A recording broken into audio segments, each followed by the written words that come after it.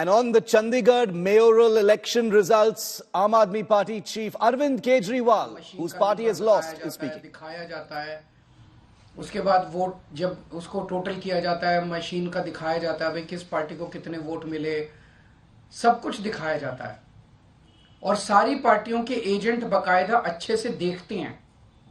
यहां भी प्रोसीजर ये था, कानून में ये था कि हर पार्टी का एजेंट वहां बैठेगा और पार्टी का एजेंट को, जैसे दिल्ली में भी एमसीडी के चुनाव हुए, एमसीडी के मेयर का चुनाव हुआ, वो भी बैलेट पेपर से होता है, तो वो सारे एजेंट बैठते हैं, एक एक वोट बकायदा सभी एजेंट्स को दिखाए जाते हैं। अगर किसी एजेंट को कोई आपत्ति करनी हो भाई ये वोट इनवैलिड है, तो वो सबको दिखाया जाता है। अगर कोई एजेंट कहता है ये वोट इनवैलिड है, सबको दिखाया जाता है, सब उस पर अपने अपने तर्क देते हैं और प्रिसाइडिंग ऑफिसर अपनी उस पर रूलिंग देता है। एक तरह से क्वासी जुडिशियल वो करता है कि उस पर रूलिंग देता है। इन महाशय ने, जो इनके पदाधिकारी बीजेपी के आदमी थे, प्रिसाइडिंग ऑफिसर थे, इन्होंने आज किसी एजेंट को अपने पास नहीं आने दिया। इन्होंने सारे एजेंट्स को दूर धकेल दिया और खुद ही सारी वोट लेके बैठ गए और बकायदा कैमरे के अंदर दिखाई दे रहा है कि किस तरह से वोट, जो हमारे वोट थे उनके ऊपर वो टिक मार्क करके उसको इनवैलिड, मतलब 2 टिक मार्क लग गए तो ये वोट इनवैलिड हो जाएगा। वो टिक मार्क करके इनवैलिड करते जा रहे हैं और फिर नीचे साइन कर रहे हैं। कुछ वोट पे मात्र साइन कर रहे हैं और कुछ वोट पे एक टिक मार्क और लगा रहे हैं। वो साफ साफ वीडियो में दिखाई दे रहा है। तो 36 वोट पड़ने थे, 36 में 16 इनके थे, 20 हमारे थे, 16 इनके पड़ गए, 16 इनके पक्ष में पड़े। 20 में से 8 वोट जो हमारे थे वो 8 वोट इन्होंने कैंसिल कर दिए, इनवैलिड डिक्लेयर कर दिए। यानी कि 36 में से 8 वोट मतलब 25% वोट इनवैलिड डिक्लेयर कर दिए। ये कौन सा चुनाव हुआ? पिछले साल जब चुनाव हुए थे तो हमारा 1 वोट इनवैलिड डिक्लेयर हुआ था। तो ऐसा तो नहीं कि हमारे वालों को वोट डालना नहीं आता, वोट तो डालना आता है। पिछली बार भी डाला था, इस बार भी डाला है। इस बार कैसे ऐसा हो गया कि सारे वोट डालना भूल गए हमारे वाले, सारे वोट इनवैलिड हो गए? तो पहले से सोच के आए थे कि इनको गुंडागर्दी मचानी है। किस्मत अच्छी थी कि कैमरे के अंदर सब कुछ पकड़ा गया। बड़ी इंटरेस्टिंग चीज है कि चुनाव के पहले कल ऑर्डर जारी करके चंडीगढ़ एडमिनिस्ट्रेशन ने मीडिया की एंट्री बैन कर दी।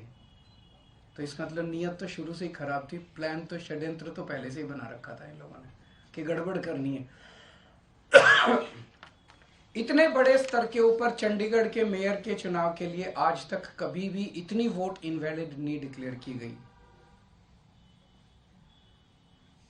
36 में से 8 वोट इनवैलिड मतलब 25% वोट। अगर इनसे 36 वोट काउंट करने में इतनी बड़ी धांधली कर रहे हैं, देश का जब बड़ा चुनाव होगा उसमें तो 90 करोड़ वोट पड़ते हैं, उसमें तो पता नहीं किस लेवल की धांधली करते हैं ये लोग। और 25% क्या, अगर उस चुनाव में तो 5-6% की भी वोट अगर इधर उधर हो जाए तो सब। तो आज का चुनाव ये दिखाता है कि किस तरह से ये जीतने के लिए, सत्ता पाने के लिए किसी भी हद तक जा सकते हैं। बड़े चुनाव में लोग तो कह रहे हैं ईवीएम तो होगा ही होगा गड़बड़। मुझे लगता है ये कुछ भी करते होंगे, वोटर लिस्ट ये फर्जीवाड़ा करते हैं, फर्जी वोट डलवाते होंगे, ये ईवीएम करवाते होंगे, सब कुछ करते होंगे जीतने के लिए। और मैं ये सोच रहा था कि अगर भगवान की दया से उसके बावजूद भी अगर ये नहीं जीते और हार गए तो ये ट्रंप की तरह कुर्सी नहीं छोड़ेंगे। फिर ये मतलब उस दिन कुर्सी से चिपके रहेंगे, चाहे मार्शल लॉ लागू करना पड़े देश में, ये कुर्सी नहीं छोड़ने वाले। तो ये देश के लिए जो आज दिखा, पूरे देश के अंदर, पूरे देश ने देखा, सारे मीडिया ने चलाया, ये बहुत खतरनाक है। और हम सब लोगों को, जो लोग इस देश से प्यार करते हैं, हम सब लोगों को इसका पुरजोर विरोध करना है और इन सबको रोकना है। आपने ये कहा, कोर्ट आप लोग जा रहे हैं, ऐलान किया आम आदमी पार्टी ने, अंत में आपने ये कहा कि कुर्सी से चिपके रहेंगे। पिछले दिनों मल्लिकार्जुन खड़गे ने भी इसी तरह का बयान दिया था कि ये आखिरी वोटिंग चुनाव है और उसके बाद प्रेसिडेंशियल इलेक्शन हो जाएगा बाकी कंट्रीज की तरह। तो ये आप मान के चल रहे हैं कि ऐसा होगा या फिर आप? ये सारे जो आसार दिखाई दे रहे हैं ये इसी तरफ इंगित करते हैं कि बहुत बड़े स्केल के ऊपर कुछ तो गड़बड़ है। अगर एक 10 बाई 10 किलोमीटर का छोटा सा शहर चंडीगढ़, उस चंडीगढ़ के छोटे से शहर के अंदर एक छोटे से मेयर का चुनाव, उसके अंदर अगर ये इस किस्म तक, इस हद तक गिर सकते हैं, तो बड़े चुनाव के लिए तो किसी भी हद तक जा सकते हैं लोग। सर, तो आप इस बात को समर्थन कर रहे हैं कि ईवीएम जो है उसमें भी अब गड़बड़ी करने की सरकार? देखिए, अभी जो कई सारे मैंने देखे हैं वीडियोस, कई सारे, उसके ऊपर एक दिन अलग से चर्चा कर सकते हैं। इसके अलावा इंडिया गठबंधन को लेकर आगे भविष्य में सीट शेयरिंग को लेकर भी चर्चा चल रही है और आप भी लोकसभा चर्चा अच्छी चल रही है और बहुत जल्दी मुझे लगता है कि हमारे भी कुछ ना कुछ नतीजे आएंगे। कई राउंड ऑफ डिस्कशन हो चुके हैं। सर, इस चुनाव के बाद इंडिया गठबंधन के नेताओं से, खासकर कांग्रेस के लीडर से क्या आपकी बात हुई है? क्योंकि एक प्रेस कॉन्फ्रेंस तो पवन बंसल थे, अभी बैठे थे, तो जो भी करने की जरूरत पड़ेगी वो करेंगे। आज मेरा मकसद चंडीगढ़ का मेयर इंपॉर्टेंट नहीं है देश के लिए। चंडीगढ़ का मेयर आम आदमी पार्टी का बने, इसका बने, उसका बने, इंपॉर्टेंट नहीं है। पर इंपॉर्टेंट है जो लोग गुंडागर्दी करके चुनाव जीतेंगे, वो गुंडागर्दी का ही प्रशासन लेके आएंगे, वो आपके शहर में गुंडागर्दी मचवाएंगे। जो ईमानदारी से वोट जीतेंगे, ईमानदारी से चुनाव लड़ेंगे, वो शासन में ईमानदारी लेके आएंगे। आज इन्होंने जिस तरह से सरेआम गुंडागर्दी, अरे वोट, आपके वोट, जो वो अधिकारी है प्रिजाइडिंग ऑफिसर, उसके खिलाफ तो फोर्जरी का, फ्रॉड का, सेडिशन का मुकदमे चलने चाहिए, नॉन पेलेबल ऑफेंस है। उसने फ्रॉड करके सबके वोट बदल दिए उसने। ये कैसे परमिसिबल है? जनतंत्र तो सुप्रीम है, वोट तो एक तरह से बहुत सैक्रोसैंक्ट है किसी का भी वोट। आपने काउंसलर्स के वोट बदल दिए, काउंसलर्स के वोट पे टिक मार्क करते जा रहे हो और साइन करते जा रहे हो, टिक मार्क करते। ये क्या है? सरेआम गुंडागर्दी।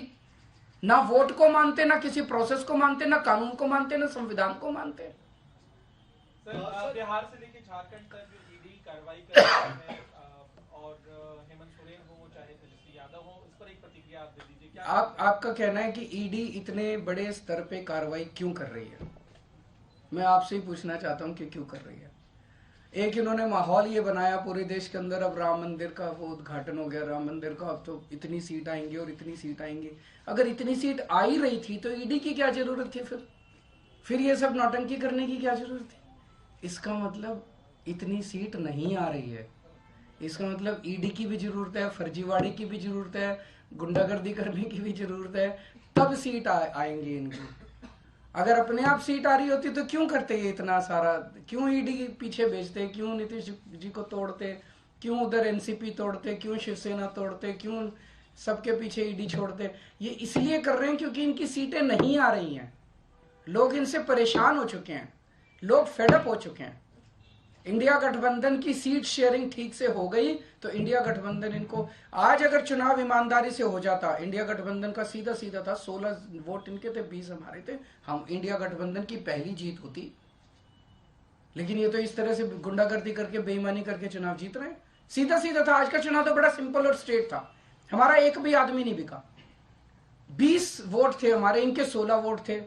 तो आज का चुनाव तो इंडिया गठबंधन जीत ही रहा था।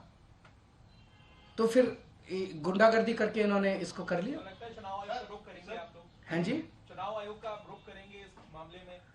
क्या इस तरह से आप कह रहे हैं, आशंका जता रहे हैं कि ईवीएम को लेकर भी है और बाकी चीजों को लेकर, लगता है कि वो एक बहुत अलग, बहुत बड़ा मुद्दा है, किसी दिन बात करेंगे आपसे ईवीएम का। इसी में एक कंडीशन है, इंडिया ब्लॉक की पिछली बैठक में आप लोगों ने तय किया था कि इलेक्शन कमीशन के पास डेलीगेशन जाएगा और जो वीवीपैट के पर्चियां होती हैं उसको बैलेट पेपर के तौर पर, मेरे ख्याल से इंडिया गठबंधन की तरफ से रिप्रेजेंटेशन भेजा जा चुका है, तो उस पर मुझे उम्मीद नहीं है कि ये लोग कुछ कार्रवाई करेंगे। सर, इस इलेक्शन के लिए जिसको आप कह रहे हैं कि सिर्फ एक चंडीगढ़ का छोटा सा इलेक्शन था, उसके लिए खुद जेपी नड्डा जी ने बधाई दी है और ये कहा है कि प्रधानमंत्री नरेंद्र मोदी की जो लीडरशिप है उसकी वजह से यूटी में जो है इस तरीके का विकास हुआ, जिसकी वजह से आप इंडिया। जेपी नड्डा जी से पूछिए कि 8 वोट इनवैलिड किस बेसिस पे किए उन्होंने। उनसे पूछिए कि क्या उनके पदाधिकारी ने जिस तरह से वोट्स को टेम्पर किया, फोर्जरी की, क्या वो इसको सही मानते हैं? क्या वो इस तरह की प्रैक्टिसेस को, इलेक्टोरल मैल प्रैक्टिसेस को, चुनाव के दौरान इस तरह की बेईमानी को सही मानते हैं?